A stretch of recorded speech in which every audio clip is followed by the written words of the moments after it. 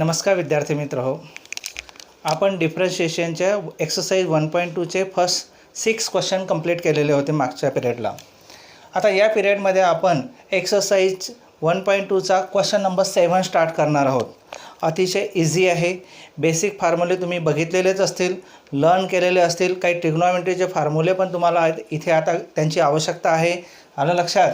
तर आपण आता क्वेश्चन नंबर 7ला स्टार्ट करणार आहोत, सुरुवात करणार आहोत. लक्ष द्या. Question number 7. क्वेश्चन नंबर 7 मधील फर्स्ट क्वेश्चन बघा काय आहे. ट्रिग्नॉमेट्रीचे फॉर्म्युले मात्र इथे आवश्यक आहे, नेसेसरी आहे. ट्रिग्नॉमेट्रीचे फॉर्म्युले आणि डेरिव्हेटिव्हचे फॉर्म्युले फार आवश्यक आहे इथं. त्यातला फर्स्ट क्वेश्चन बघा. Differentiate with respect to x. First y equal to cot inverse cot of e raise to x square. लक्ष द्या. ट्रिग्नॉमेट्रीचे फॉर्म्युले आपण बघितलेले होते. पहिल्याच लेक्चरमध्ये आपण त्याच्याबद्दल इन्फॉर्मेशन घेतली होती. मी काय सांगितलेलं होतं लक्षात आहे का? बाहेर कॉट असेल, आतमध्येही कॉट असेल आणि एक्स असेल तर याचा आन्सर किती आहे? एक्स. किंवा बाहेर कॉट असेल, आतमध्ये कॉटचा इन्व्हर्स असेल तरीही आन्सर किती? एक्स. मग कॉट असो, टॅन असो, सेक असो, कोसेक असो, त्यांच्यासाठी संपूर्णपणे हीच प्रोसिजर अप्लाय होते. आता या ठिकाणी काय दिसतं तुम्हा लोकांना?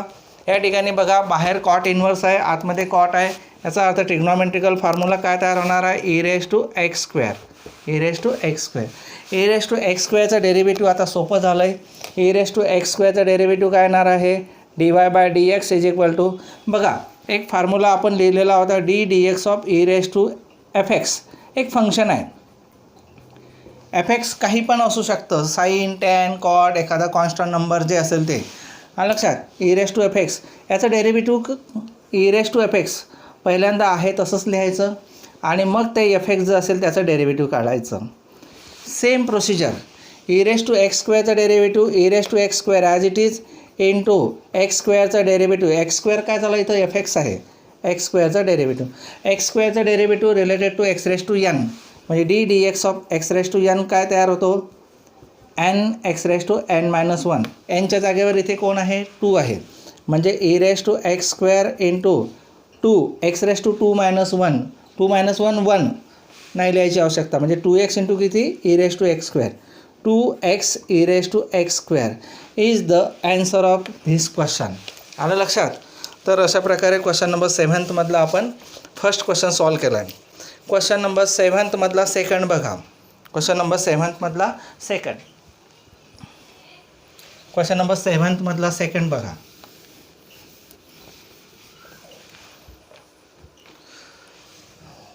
y equal to cosec inverse of 1 upon cos 5 raise to x. 5 raise to x. Cosec आहे. 1 upon cos. Trigonometry 1 upon cos काय सांगतो? 1 upon cos is sec. 1 upon cos is sec. 1 upon cos 5 raise to x म्हणजे मी काय लिहू शकतो? y equal to cosec inverse of sec 5 raise to x. पण आता इथे बघा, ॲज पर इन्व्हर्स रूल बाहेर कोसेक दिसतोय, आतमध्ये सेक आहे. म्हणजे बाहेर कोसेक, आतमध्येही कोसेकच पाहिजे, किंवा बाहेर सेक, आतमध्येही सेक पाहिजे, तरच हा ट्रिग्नॉमेट्रीचा फॉर्म्युला कंप्लीट होईल. मग या सेकला आपण कोसेकमध्ये कन्व्हर्ट करू शकतो का? हो, कारण सेकचा आपल्याशी एक फॉर्म्युला आहे. सेक किंवा कोसेक घेऊया. Cosec 90 minus theta. Cosec 90 minus theta equal to sec theta असा फॉर्म्युला आहे आपल्याकडे. Cosec 90 minus theta equal to sec theta, trigonometrical formula. आता या ठिकाणी थिटा किती दिसतोय? 5 रेज टू एक्स. मग मी काय लिहू शकतो? y equal to cosec inverse cosec 90ला रेडियनच्या फॉर्ममध्ये लिहूया, पाय बाय 2 मायनस थिटा. थिटा किती आहे इथं? 5 raise to x. Cosec 90 minus theta equal to sec theta. Theta म्हणजे इथे किती आहे? 5 रेज टू एक्स. बाहेर कोसेक, आतमध्ये कोसेक आहे, म्हणजे काय लिहू शकतो आपण? y equal to pi by 2 minus 5 raise to x. Pi by 2 constant number आहे, त्याचा डेरिव्हेटिव्ह 0च येणार आहे. आणि 5 रेज टू एक्सचं derivative related to a raise to x formula D d x of a raise to x. A is a constant number, real number आणि power काय x आहे. याचं डेरिव्हेटिव्ह काय येतं a raise to x log a. मग आता याचं डेरिव्हेटिव्ह काढूया आपण. D y by d x is equal to किती मिळतो पाय बाय टूचा derivative 0 minus 5 raise to x log 5 a. A is the base किती आहे इथं 5 ए म्हणजे minus 5 raise to x log 5. Final answer काय आला आहे minus 5 raise to x log 5. तर अशा प्रकारे आपण क्वेश्चन 7मधला सेकंड पण कंप्लीट केला आहे. काय केलं आतमध्ये सेक होता, सेकला आपण कोसेक 90 मायनस थिटाचा फॉर्म्युल्याने कन्वर्ट केलं सेकचं कोसेकमध्ये. मग cosec inverse of cosec theta equal to theta. Theta म्हणजे हा अख्खा अँगल. मग पाय बाय टू तर कॉन्स्टंट आहे, 90 म्हणजेच pi by two minus 5 raise to x. 5 raise टूचे डेरिव्हेटिव्ह काय असतं a raise to x log a. हा रूल लक्षात. अशा प्रकारे आपण सेकंड क्वेश्चन कंप्लीट केला आहे. 7मधला थर्ड बघा. 7मधला थर्ड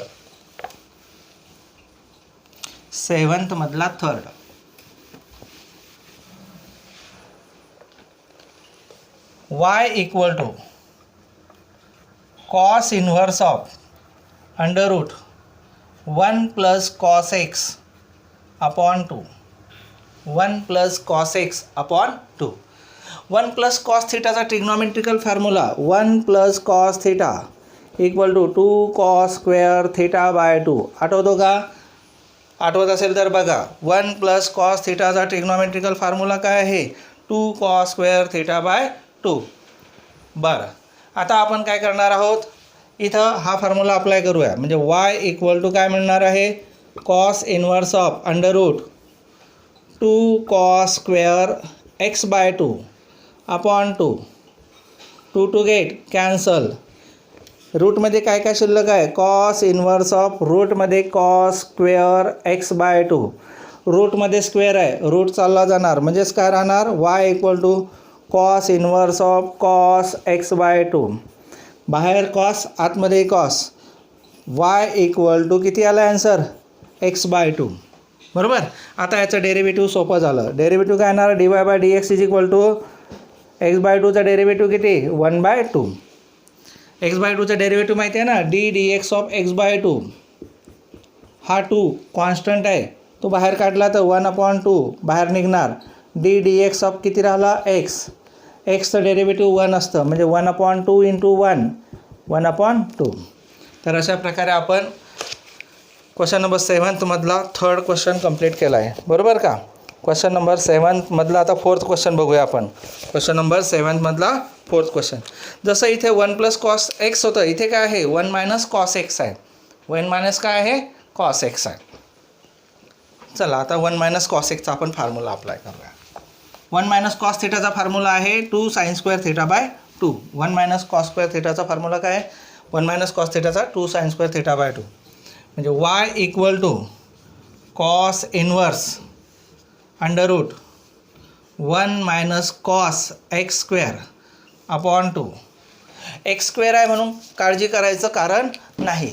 शेवटी बघा कॉस स्क्वेअर थिटा आणि कॉस थिटा स्क्वेअर या दोघांमध्ये फरक आहे.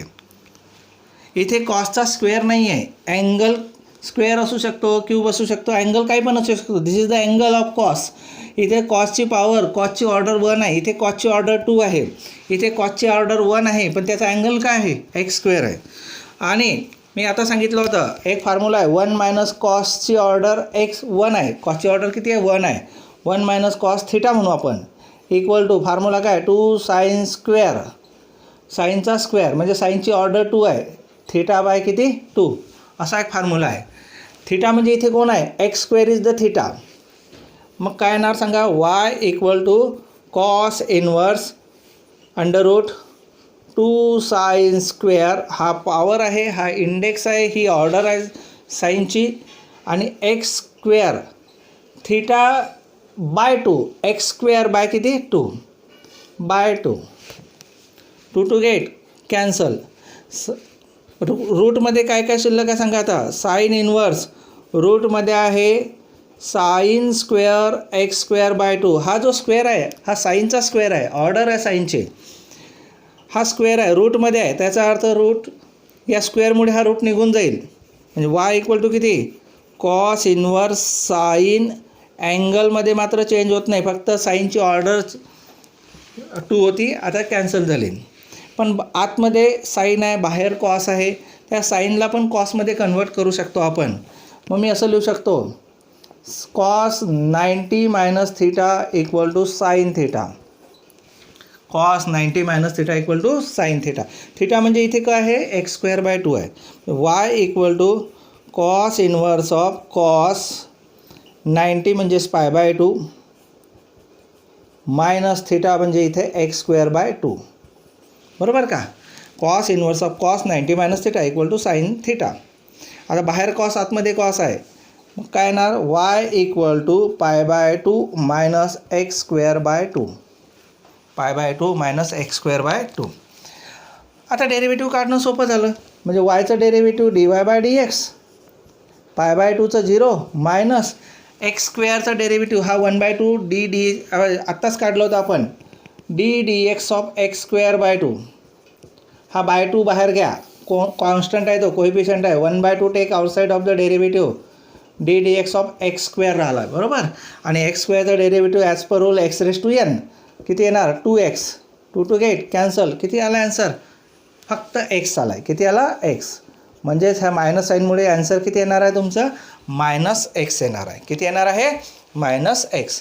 तर अशा प्रकारे आपण हा पुढचा क्वेश्चन कंप्लीट केला आहे.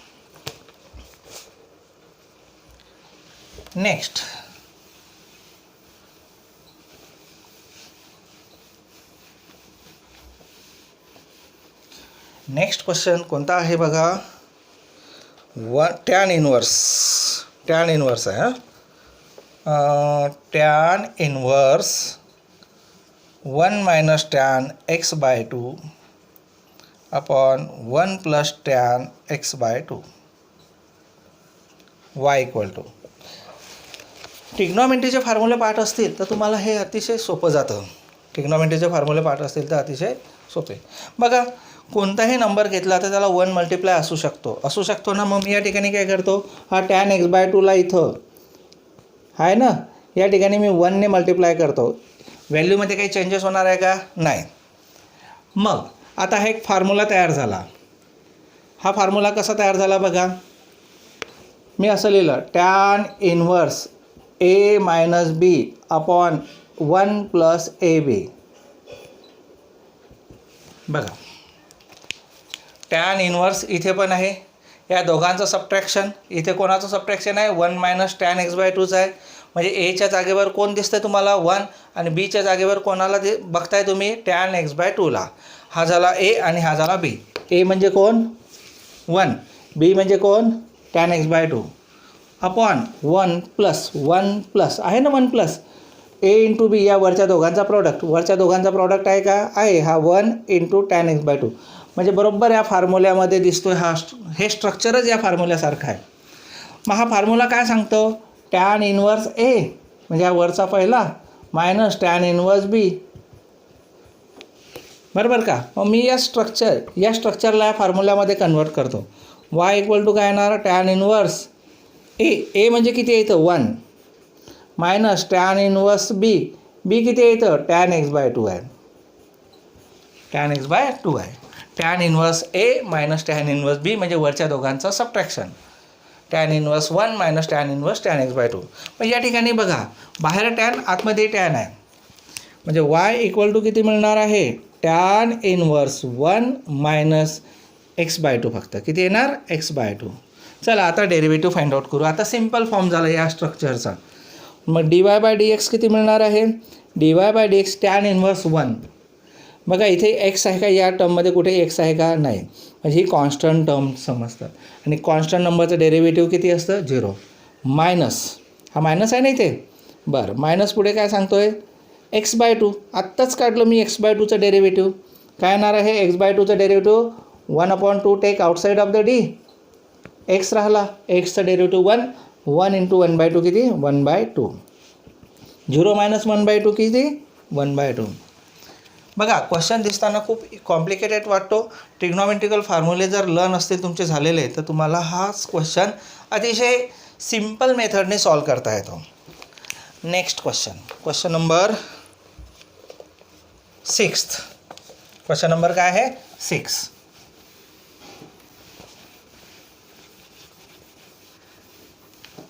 Question number 6. क्वेश्चन नंबर 6 मध्ये काय दिलेलं आहे बघू आपण. Cosec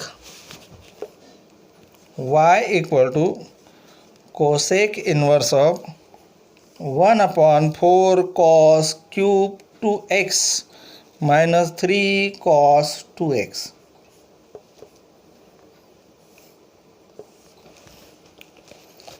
minus 3 cos 2x.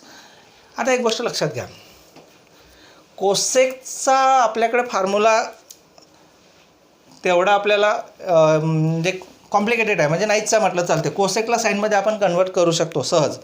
बघा, कोसेक इन्व्हर्स 1 समथिंग असा एक फॉर्म्युला आहे. कोसेक इन्व्हर्स 1 समथिंग, समजा एक्स घेऊ आपण, इक्वल टू याचा बेसिक फॉर्म्युला काय आहे. कोसेक इन्व्हर्स 1/x म्हणजे sine inverse x. Sine inverse x हा बेसिक फॉर्म्युला आहे.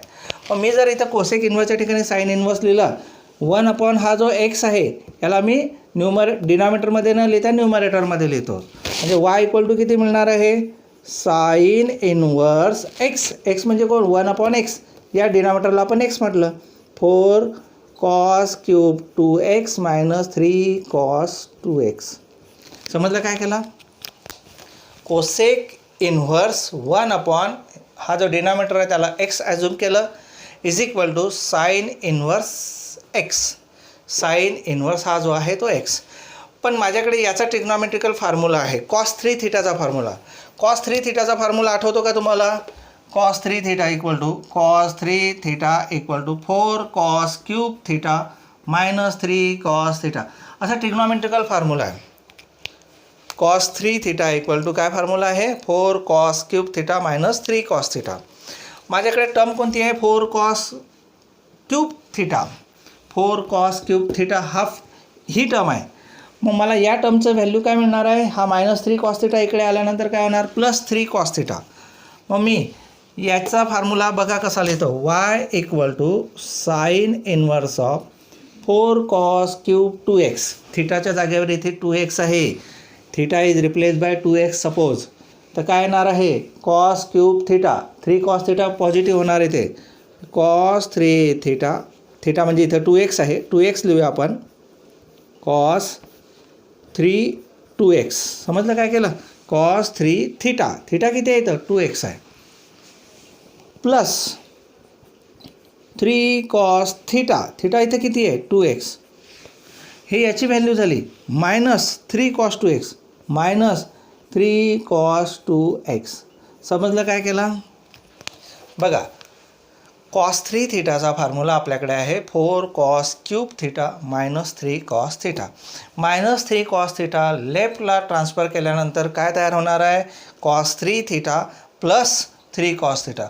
cos 3 theta plus 3 cos theta. इथं थीटा म्हणजे किती आहे 2x आहे. आणि हा जो आधीचा मायनस 3 cos 2x आहे तो आहे तसाच आहे.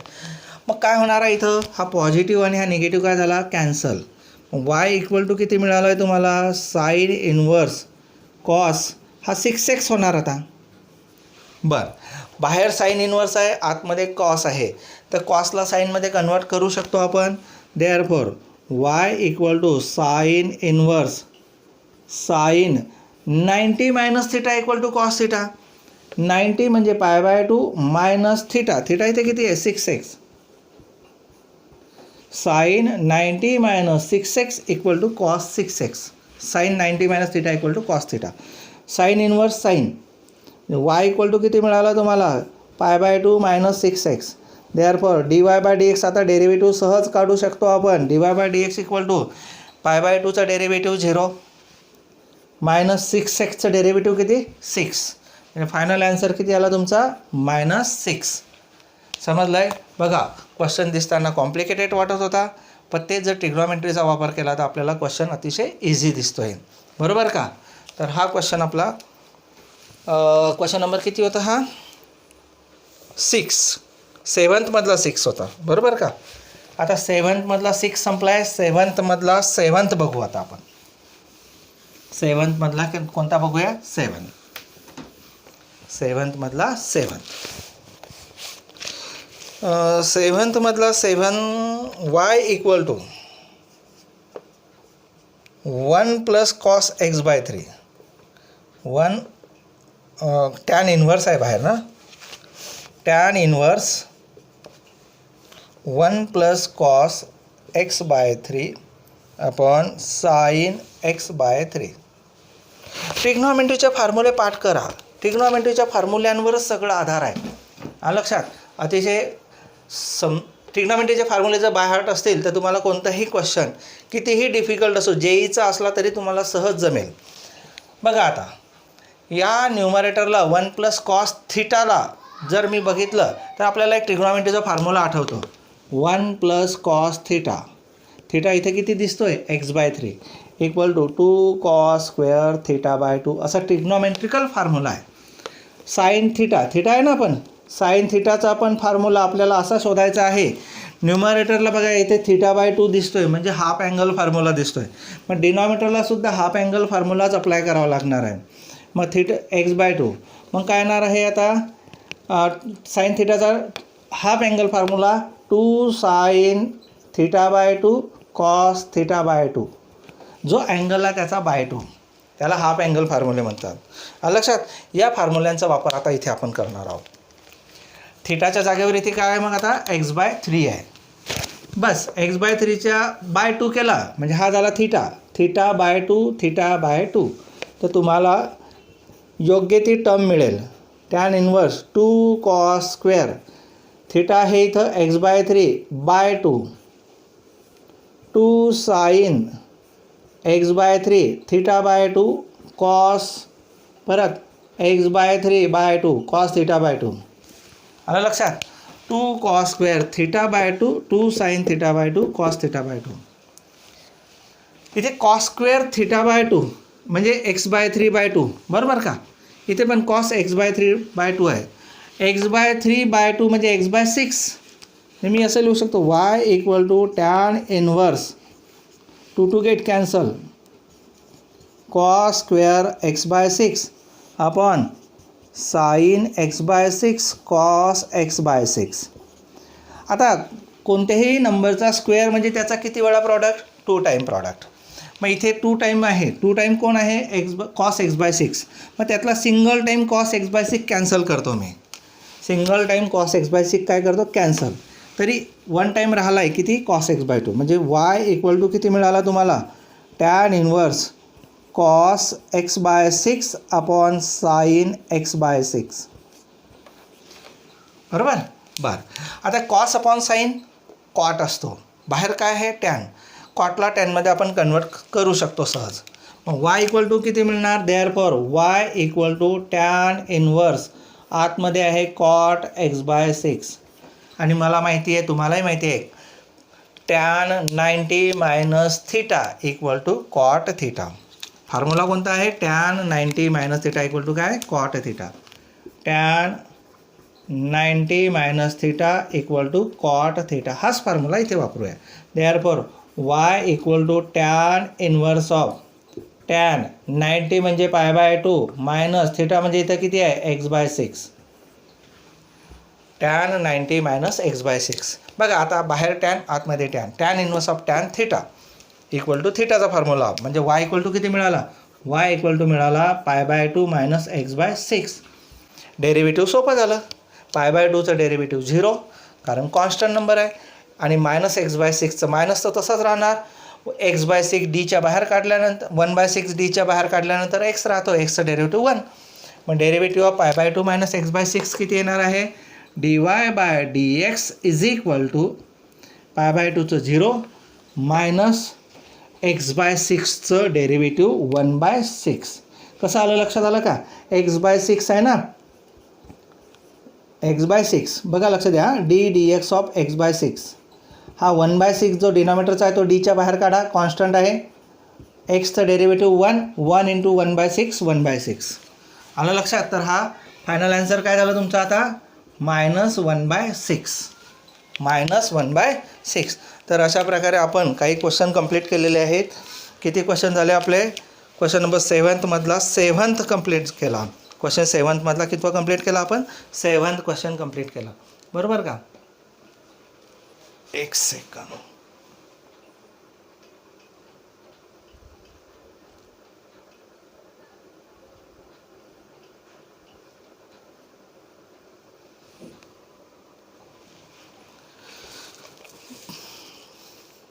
क्वेश्चन नंबर 8 बघूया आपण आता. क्वेश्चन नंबर 8 कॉट इन्व्हर्स आहे. कॉटला टॅनमध्ये कन्वर्ट करता येतं ना? करूया आपण. Cot is converted into tan.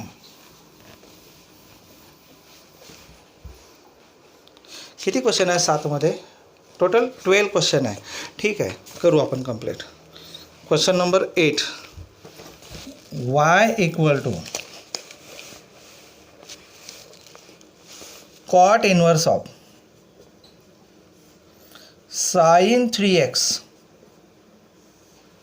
1 plus cos 3x. Same आधीचा क्वेश्चन. त्याच्या आधीचा जो क्वेश्चन होता 1 प्लस कॉस आणि साईन, याचे इथे 1 प्लस कॉस न्यूमरेटरला होता, मागच्या क्वेश्चनमध्ये साईन डिनॉमिनेटरला होता. इथं साईन न्यूमरेटरला आहे, 1 प्लस कॉस डिनॉमिनेटरला आहे. बाकी सेम फॉर्म्युला अप्लाय करता येईल. किंवा या कॉट इन्व्हर्सला मी टॅनमध्ये कन्वर्ट करतो. म्हणजेच काय लिहिणार मी? कॉट इन्व्हर्स 1/x असेल तर टॅन इन्व्हर्स x होणार. आलं लक्षात? म्हणजे y इक्वल टू मी टॅन इन्व्हर्समध्ये कन्वर्ट करतो. टॅन इन्व्हर्स काय येणार आहे? याचा उलटा 1 प्लस कॉस 3x अपॉन किती? Sine 3x. बस आता मागच्या क्वेश्चनचा हाफ अँगल फॉर्म्युला अप्लाय करू शकतो. y equal to tan inverse of 2 cos square 3x/2 upon 2 sine θ/2 म्हणजे 3x/2 कॉस 3x/2. समजलं काय केलं?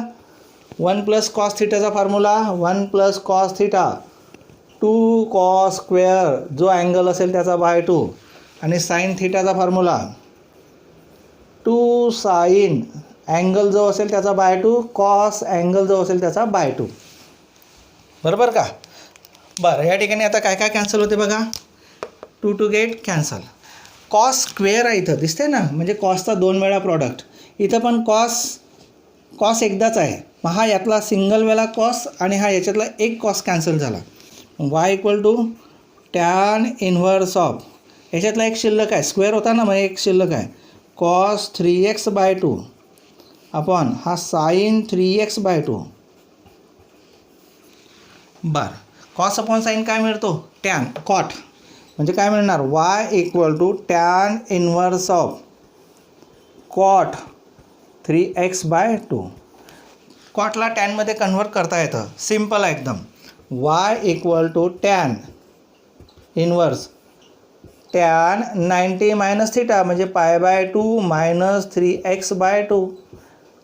Tan 90 minus theta equal to cot theta. बाहेर टॅन, आतमध्ये टॅन आला आहे का? आला आहे. मग आता डेरिव्हेटिव्ह सोपं झालं का? हो. म्हणजे हा जो क्वेश्चन आहे हा सिम्पल फॉर्ममध्ये आणला. आता y इक्वल टू किती मग? π/2 मायनस 3x/2. डेरिव्हेटिव्ह सोपं. देअरफॉर y डॅश म्हणजे dy/dx म्हणू आपण. देअरफॉर dy/dx लिहिणं जेव्हा येत असेल तर y डॅश पण लिहितात. dy/dx π/2चं डेरिव्हेटिव्ह किती? 0 मायनस 3x/2चं डेरिव्हेटिव्ह मायनस 3/2 किती? 3/2. कसं आलं? लक्षात आलं ना? मायनस सोडून द्या, मायनस तर इथेच लिहिणार आहे. 3x/2चं डेरिव्हेटिव्ह काढताना 3/2 आपण बाहेर काढायचं. dx ऑफ x राहतो. xचं डेरिव्हेटिव्ह किती? 1. मग फायनल आन्सर किती आलं आहे तुमचं? -3/2. -3/2. तर अशा प्रकारे आपण या एक्सरसाइजमधला क्वेश्चन नंबर 7th मधला 8 क्वेश्चन कंप्लीट केला आहे. 8 क्वेश्चन काय केला आपण? कंप्लीट केला. जसं आपण पुढे जाणार आहोत तसतसे थोडे कॉम्प्लिकेटेड प्रश्न येणारच आहे. आलं लक्षात? कॉम्प्लिकेटेड क्वेश्चन असले तरी घाबरायचं नाही. बेसिक फॉर्म्युले ज्याला लर्न आहे त्याला कोणताही क्वेश्चन अवघड जाणार नाही. बघा next question. Tan inverse of cos 7x y equal to tan inverse of cos 7x upon 1 plus sine 7x. या क्वेश्चनमध्ये थोडी गडबड केली आहे त्यांनी, म्हणजे हुशारी केली. गडबड म्हटल्यापेक्षा हुशारी केली. जसं आत्ता मगाशी एक फॉर्म्युला लिहिला होता सिंगल साइन थिटाचा, 2 sine theta by 2 cos theta by 2, तसं आपल्याकडे हा कॉस थिटाचा कोणताही फॉर्म्युला नाही हाफ अँगलमध्ये. तसंच आता मगाशी मी बघितलं 1 प्लस कॉस थिटाचा फॉर्म्युला काय लिहिला होता मी, 2 कॉस स्क्वेअर थिटा बाय 2. पण माझ्याकडे 1 प्लस साइन थिटाचा कोणताच फॉर्म्युला नाही आहे हाफ अँगलमध्ये. आणि असे फॉर्म्युले पाहिजे की न्यूमरेटर डिनॉमिनेटरमध्ये काही कॉमन टर्म निघून कॅन्सल झाल्या पाहिजे. तसं तर नाही आहे. मग माझा एकच उपाय आता की या कॉसला साईनमध्ये कन्वर्ट करणे आणि साईनला कॉसमध्ये कन्वर्ट करणे. एकदा कॉसला साईनमध्ये कन्वर्ट केलं की जो अँगल येईल त्याचा बाय 2 करायचा. एकदा साईनला कॉसमध्ये कन्वर्ट केलं की त्या कॉस स्क्वेअर बनतो. मग कसं आहे ते लक्षात घ्या. तुम्हाला 11मध्ये ट्रिग्नॉमेट्रीचे फॉर्म्युले सगळेच झालेले आहेत. मी डायरेक्ट लिहितो y equal to tan inverse, बघा cos theta equal to sine 90 minus theta, sine 90 minus theta, sine 90 minus theta equal to cos theta. आलं आहे. Sine 90 minus theta equal to काय आहे, cos theta, upon 1 plus sine आहे, साइनचा मी काय करतो cos 90 minus theta, cos 90 minus theta equal to sine theta. बघा मला न्यूमरेटरला साइन पाहिजे होता, कॉसच्या जागेवर साइन आला. डिनॉमिनेटर मला साईनच्या जागेवर काय पाहिजे होतं, कॉस आला. आता माझ्याकडे या न्यूमरेटरचा पण फॉर्म्युला अवेलेबल आहे आणि डिनॉमिनेटरचा पण फॉर्म्युला अवेलेबल आहे. न्यूमरेटरसाठी साईनचा अँगल हा एवढा आहे, साइन थिटा. या सगळ्या थिटाचा बाय 2 लिहायचा. 1 प्लस कॉस थिटा, हा थिटा झाला. 1 प्लस कॉस थिटा काय करणार, थिटा बाय 2 घ्यायचा, म्हणजे याचा बाय 2 घेणार. म्हणजे वाय इक्वल टू काय म्हणणार आहे सांगा. अजून डेरिव्हेटिव्हकडे बरेच लांबची प्रोसिजर आहे. 2 साइन जो अँगल आहे त्याचा बाय 2, अँगल किती येतं पाय बाय 2 मायनस 7x, म्हणजे पाय बाय 2 मायनस 7x बाय किती 2 into cos theta by 2 into cos theta by 2. Theta परत काय इथं पाय बाय 2 मायनस 7x बाय 2. समजलं काय केलं. 2 sine theta pi by 2 minus 7x theta झाला by 2, cos pi by 2 minus 7x theta झाला, 2 cos theta by 2 upon 1 plus cos theta, हा थिटा आहे, 2 कॉस स्क्वेअर थिटा म्हणजे इथे येणार pi by 2 minus 7x, 2 cos square theta by 2. आता हा 2चं मी काय करतो, याला सेपरेट करतो. मग काय होणार आहे लक्ष द्या. Y equal to tan inverse 2 जाऊ द्या कट, कारण प्रॉडक्ट आहे न्यूमरेटरला. साइन हा 2 याला सेपरेट केला तर इथे पाय बाय 4 होणार आहे आणि याला सेपरेट केला तर मायनस 7x बाय 2 होणार आहे. हा 2 याला पण आणि याला पण आहे. Into cos pi by 4 minus 7x by किती 2 बाय हा 2 या दोघांना सेपरेट करा, cos square pi by 4 minus 7x by 2. आता बघा मला सांगा, हा अँगल आणि हा अँगल सेम आहे. इथे कॉस स्क्वेअर आहे म्हणजे याचा अर्थ cos pi by 4 minus 7x bye 2चा 2 वेळा प्रॉडक्ट. मग त्यातला एक आहे याच्यासोबत कॅन्सल होऊ शकतो, कॅन्सल करून टाकू. हा cos pi by 4 minus 7x by 2 आणि याच्यातला एकच cos pi by 4 minus 7x by 2 cancel झाला. शिल्लक कोणत्या टर्म आहे सांगा आता. Y equal to tan inverse, ही टर्म शिल्लक आहे म्हणजे sine pi by 4 minus 7x by 2 by याच्यातली एक शिल्लक आहे, एकच कॅन्सल झाली, कॉस याला ब्रॅकेट घाला पाय by 4 minus 7x by 2. Numerator आणि डिनॉमिनेटरचा अँगल सेम आहे म्हणजे साइन अपॉन कॉसचा फॉर्म्युला अप्लाय करता येईल. साइन अपॉन कॉस काय असतो, tan theta, sine theta upon cos theta tan theta. लिहू का मग. ठीक आहे, मी हे रब करतो थोडंसं.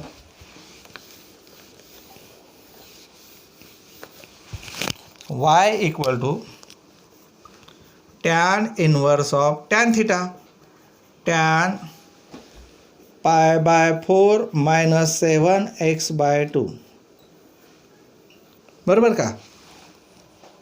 चला आता डेरिव्हेटिव्ह काढण्याच्या दृष्टिकोनातून आपण जवळ चाललो आहे व्यवस्थित. Tan inverse of tan theta equal to theta, हा ट्रिग्नॉमेट्रीचा फॉर्म्युला आपल्याकडे माहिती आहे. इनवर्स ट्रिग्नॉमेट्री म्हणतो आपण. π/4 मायनस किती आलं आहे 7x/2. आता डेरिव्हेटिव्ह फाइंड आउट करा. बघा क्वेश्चन कॉम्प्लिकेटेड दिसत होता, पण ट्रिग्नॉमेट्रीचा फॉर्म्युले अप्लाय करून बऱ्याच टर्म आपण त्यातल्या काय केल्या, कॅन्सल केल्या आणि आपल्याला आता पाहिजे तसा सिम्पल फॉर्म तयार केला. मग dy/dx किती मिळणार आहे, π/4 कॉन्स्टंट आहे, विदाऊट x आहे 0 आणि मायनस तसाच 7x/2चा डेरिव्हेटिव्ह किती 7/2, एक्सचा डेरिव्हेटिव्ह 1. तो एक्सचा कोएफिशियंट आहे त्यामुळे हा कॉन्स्टंट नाही आहे म्हणायचं त्याला. हां, फायनल आन्सर किती आहे -7/2.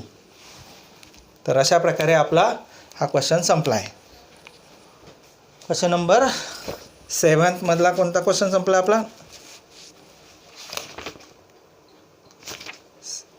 9th क्वेश्चन संपला आहे. 10th बघा, question number 10. Question number 10, y equal to tan inverse of root 1 plus cos x upon 1 minus cos x. हा तर अतिशय सोपा आहे, आलं लक्षात. मग काय येणार बघा, y equal to tan inverse रूटमध्ये हाफ अँगल अप्लाय करा 2 cos square x/2 upon 2 sine square x/2. 2 to get cancel, cos square upon sine square cot square. y equal to tan inverse of root cot square x/2. रूटमध्ये स्क्वेअरची term आहे, याचा अर्थ square निघून गेला. y equal to tan inverse of cot x/2, square गेला. बरं, कॉटचं टॅनमध्ये कन्वर्ट करता येतं आपल्याला. Tan inverse of tan 90 minus theta, 90 म्हणजे π/2 minus x/2. Tan 90 minus theta equal to cot theta. आतमध्ये टॅन आणि बाहेर टॅन. y इक्वल टू किती मिळालं मग, π/2 minus x/2. Derivative find out करा. dy/dx इज इक्वल टू π/2चा डेरिव्हेटिव्ह किती 0 मायनस x/2चं किती 1/2. फायनल आन्सर किती आला -1/2. आलं लक्षात, फायनल आन्सर किती आलं -1/2. Question number 10. आता 2च क्वेश्चन राहिले, क्वेश्चन नंबर 11 आणि क्वेश्चन नंबर 12. क्वेश्चन नंबर 11 आणि क्वेश्चन नंबर 12. क्वेश्चन नंबर 11 बघा, y equal to tan inverse of cosec x plus cot x. Cosec x plus काय येणार कॉट एक्स दिलं आहे. कोसेक म्हणजे 1/sin, कॉस म्हणजे कॉट म्हणजे cos upon sine. y equal to tan inverse of 1/sin x plus cos x upon sine x. Denominator same आहे का, yes. Denominator same असेल तर तो राईट वन टाईम, म्हणजे y इक्वल टू किती मिळाला तुम्हाला tan inverse of 1 plus cos x upon sine x. चला हाफ अँगल फॉर्म्युला अप्लाय करू शकतो आपण. Half angle formula 1 plus cos थिटाचा 2 कॉस स्क्वेअर थिटा/2 आणि साइन थिटाचा 2 sine theta cos theta. y equal to tan inverse of 2 cos square x/2 2 sine x/2 cos x/2. 2 to get cancel, एक cos cancel झाला. y equal to tan inverse of single cos remain there cos x/2 upon याचा हा आहे sign x/2. Cos upon sine काय असतो cot. y equal to tan inverse of cot x/2. आता याच्या पुढची स्टेप मागच्याच क्वेश्चनमध्ये झाली. बाहेर टॅन, आतमध्ये टॅन करताना कॉट नाही, tan 90 minus theta equal to cot theta हा फॉर्म्युला अप्लाय करा आणि आन्सर फाइंड आउट करा. आलं लक्षात. आता मी या क्वेश्चनमधला म्हणजे क्वेश्चन नंबर 7 मधला लास्ट घेतो आहे. क्वेश्चन नंबर 7 मधला कोणता घेतो आहे लास्ट.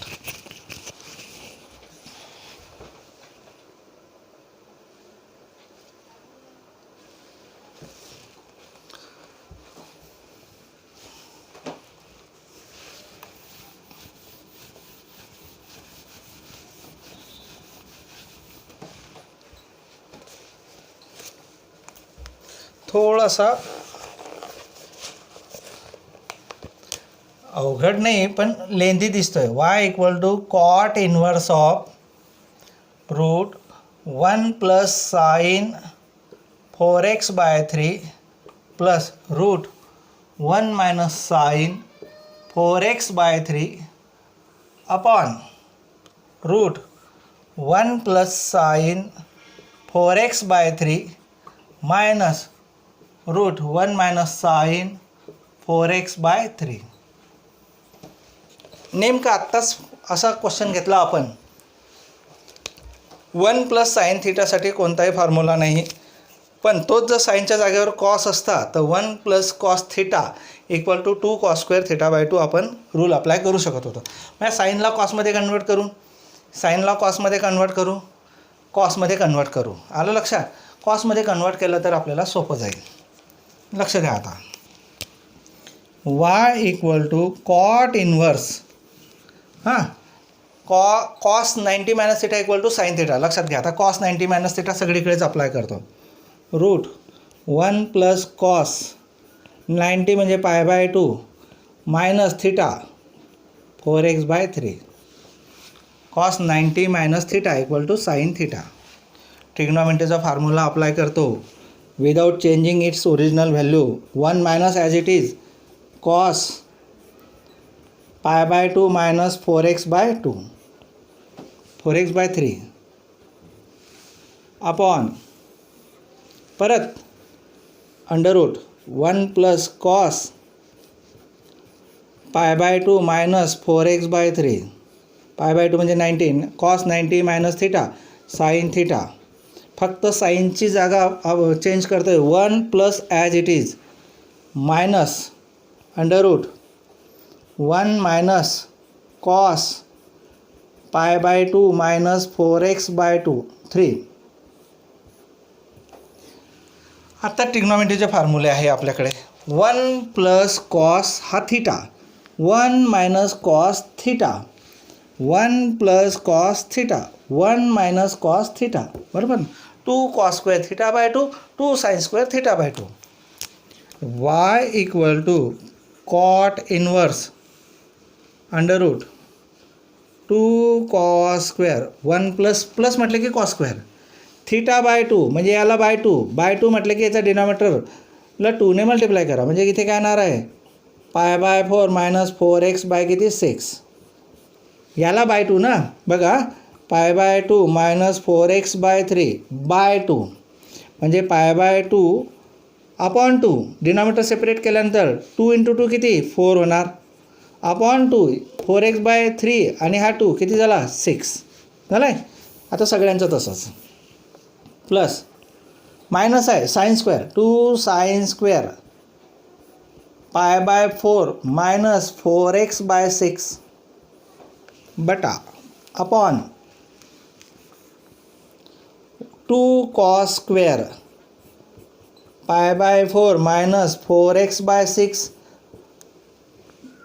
2 आहे. 2चा काय झाला 4. डिनॉमिनेटर हाफ झाला ना. π/2चा हाफ परत किती π/4. 4x/3चा हाफ किती 4x/6 minus 2 sine square π/4 minus 4x/6. आता बघा स्क्वेअरची टर्म आहे रूटच्या बाहेर पडणार, स्क्वेअरची टर्म आहे रूटच्या बाहेर पडणार. याचा अर्थ स्क्वेअर असल्यामुळे रूट निघून जाईल.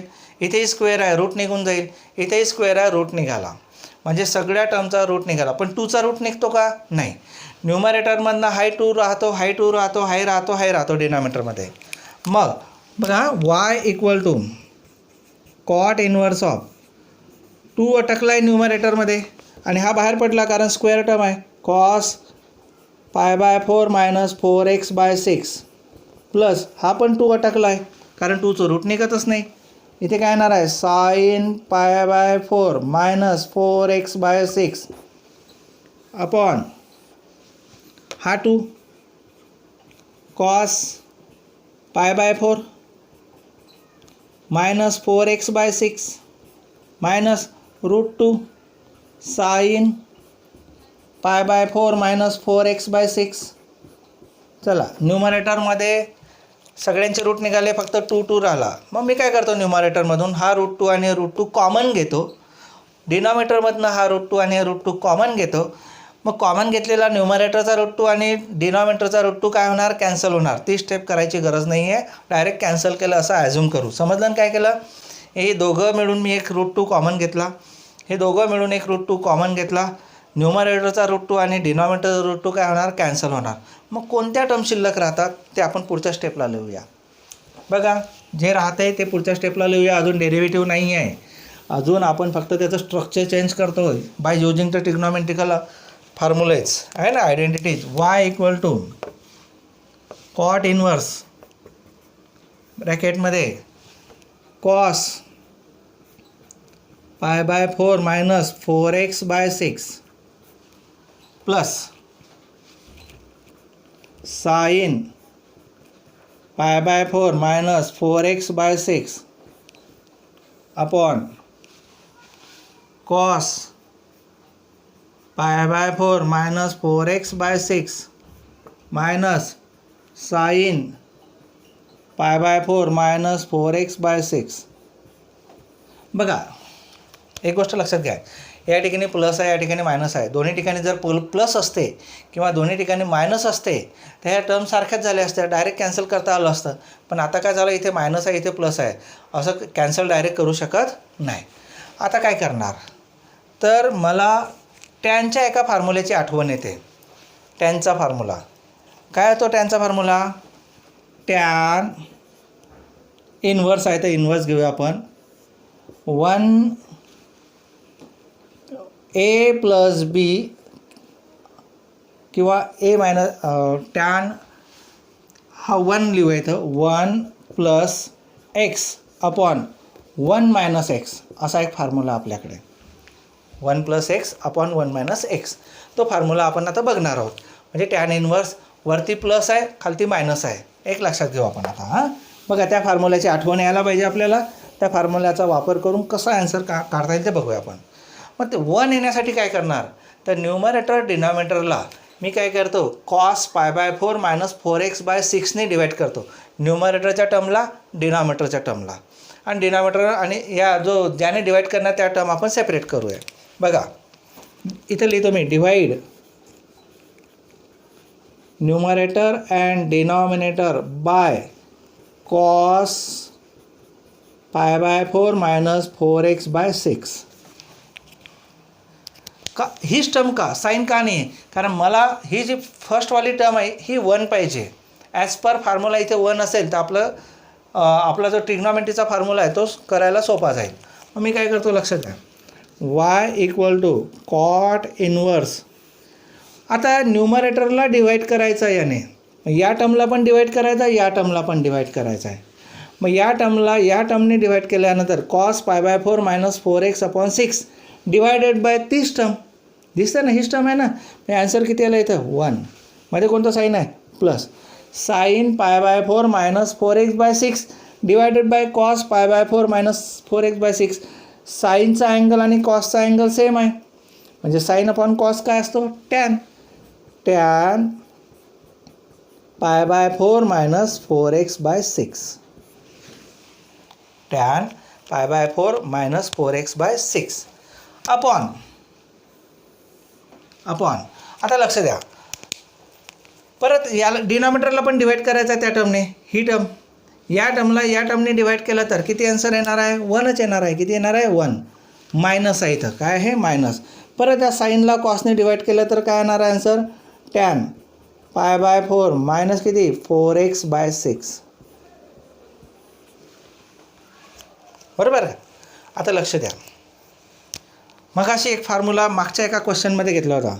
हा मायनस हा एक नंबर आहे, या नंबरला मी 1ने मल्टिप्लाय केलं इफेक्ट होणार आहे का कशामध्ये, व्हॅल्यूमध्ये नाही. मग मी टेम्पररी इथे 1 दाखवतो आहे, व्हॅल्यूमध्ये चेंज होत नाही आहे. मी 5 जरी लिहिला तरी त्याला ऑलरेडी 1 मल्टिप्लाय असतो, म्हणजे every number should have multiplied by 1. लक्षात, म्हणजे ऑलरेडी असतोच, अवेलेबलच असतो तो. मग मला सांगा, या टॅन π/4 मायनस 4x/3ला 6ला मी 1ने मल्टिप्लाय केलं तरी काही फरक पडणार आहे का? नाही. पण आपल्या दृष्टिकोनातून फरक पडणार आहे. It is converted into one formula. लक्षात, हा एका फॉर्म्युल्यामध्ये कन्वर्ट झाला आहे. किंवा आपण एक काम करूया, आता कॉटचं आपण 1 नंतर मल्टिप्लाय करू, कॉटचं आपण टॅनमध्ये कन्वर्ट करूया. कॉट इन्व्हर्स असा फॉर्म्युला आहे. Cot inverse 1/x is equal to tan inverse x. म्हणजे कॉटचा इन्व्हर्स 1/x घेताना म्हणजे कॉटचा angle, cot inverse angle reciprocal करताना टॅन इन्व्हर्स x होतो. म्हणजे इथे काय लिहिणार मी? y equal to tan inverse reciprocal म्हणजे हा अँगल न्यूमरेटरचा डिनॉमिनेटरला होणार. म्हणजे काय येणार इथं? 1 minus tan π/4 minus 4x/6 upon, बरोबर का? कोण आहे इथं? 1 प्लस टॅन π/4 मायनस 4x/6. आता बघा, बाहेर टॅन इन्व्हर्स आहे आणि या टॅन π/4 मायनस 4x/6ला मी 1ने मल्टिप्लाय केलं तरी काही फरक पडणार आहे का? नाही. पण हा एक फॉर्म्युला तयार झाला. मी फॉर्म्युला पण लिहितो इथे. हां बघा, tan inverse a minus b असेल equal to tan inverse a minus bचा formula tan inverse a minus b ना upon tan inverse a minus b upon 1 plus a into b असा फॉर्म्युला आपण बघितला होता. Tan inverse a minus b upon इन्व्हर्ससाठी tan inverse a minus b upon 1 plus ab is equal to tan inverse of a minus tan inverse of b. Formula काय सांगतो बघा, tan inverse 2 नंबरचं subtraction. इथे 2 number कोणते कोणते आहे? 1 आणि हा टॅन. 1 हा झाला a मायनस आणि हा झाला b. a म्हणजे कोण सांगतो आहे तुम्हाला? 1. b म्हणजे कोणती टर्म आहे? ही. Upon 1 plus a into b, वरच्या दोघांचा प्रॉडक्ट. वरचे दोघं कोण आहे? 1 आणि हा टॅन, दोघांचा प्रॉडक्ट आहे. बघा, मग याच फॉर्म्युल्यामध्ये आपण कन्वर्ट करूया. a किती आहे इथं? 1. b काय सांगतो तुम्हाला? b आहे tan π/4 minus 4x/6. y equal to tan inverse a minus b upon 1 plus a into b is equal to tan inverse a minus tan inverse b. b काय आहे इथं? Tan π/4 minus 4x/6. Tan inverse a minus tan inverse b. समजलंय? बघा, question कशामध्ये convert केला आपण? Tan inverse a minus b upon 1 plus ab मध्ये. Tan inverse 1चं डेरिव्हेटिव्ह तर 0च येणार आहे, कारण इथं एक्सच नाही आहे. With respect to x derivative find out करायचा आहे. बाहेर टॅन, आतमध्ये टॅन, म्हणजे आतमधल्याची व्हॅल्यू बाहेर आली. मग y इक्वल टू किती मिळणार आहे? टॅन इन्व्हर्स 1 मायनस, बोला इथे, π/4 मायनस किती? 4x/6. 4x/6, बरोबर. आता डायरेक्ट डेरिव्हेटिव्ह काढा किंवा या मायनसमुळे याला निगेटिव्ह करा. मायनस मायनस इथे काय होणार आहे? प्लस होणार आहे. मग मी काय करतो? ब्रॅकेट ओपन करतो आणि मग डेरिव्हेटिव्ह फाइंड आउट करतो. चालेल? आता लक्ष द्या.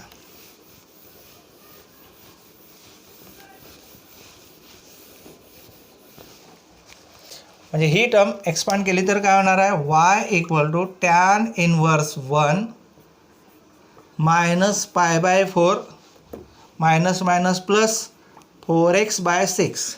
आता dy/dx सांगा.